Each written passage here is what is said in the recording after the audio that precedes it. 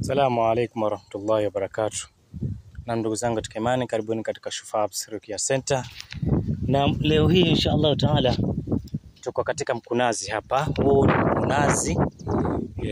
Faida ya mkunazi, nimekuja kuchukua magome hapa. Haya ni magome.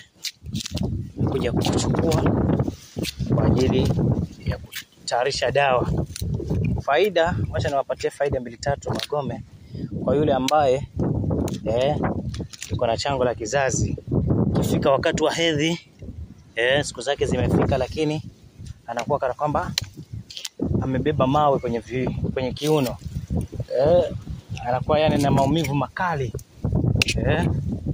Basi atumie haya magome, yashambue hivi upate haya. Ukishapata hivi, unayachemsha na kunywa.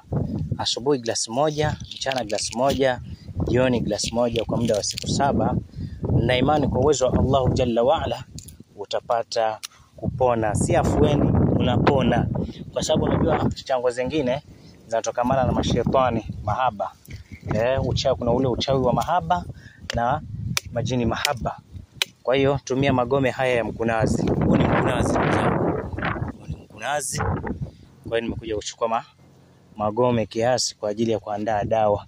Na kwa yule ambaye tumbo lake linatembea vitu tumboni, gesi hazieleweki, vitu kutambaa, saa zote yeye ni ulcers tu na hazijulikani ulcers za aina gani.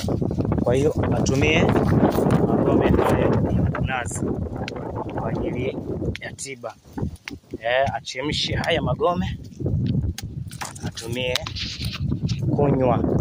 Pia kama una uchawi ndani ya tumbo, kuna wengine vitu vinatambaa julikani kama ni jini nyoka yuko ndani ya tumbo wala ni namna gani, basi atumie magome haya ya mti wa mkunazi. Kwa idhini ya Allah subhanahu wa ta'ala atapata kupona insha Allah ta'ala. Mimi niwachukua haya kiasi kwa ajili ya kwenda kuandaa dawa.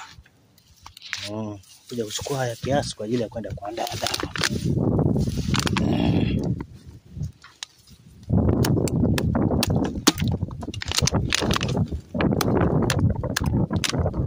Magome ya mti wa mkunazi. Kwa hiyo inshallah haya yanitosha. Kuna mtu namwandalia dawa kwa sababu ana matatizo ya tumbo sana. Ana matatizo ya tumbo. Halijulikani tumbo hilo lina wadudu ndani ama lina manyoka ama ni nini, vitu vinatembea. Sasa leo nimekuja huku shambani kuja kuchukua dawa. Kwa hiyo inshallah taala ni Ustadhi Wembe huyu kutoka Shufaa Herbs. Kwa hiyo karibuni sana kwa ajili ya tiba mbalimbali na ushauri mbalimbali inshallah taala. Assalamu alaykum warahmatullahi wabarakatuh.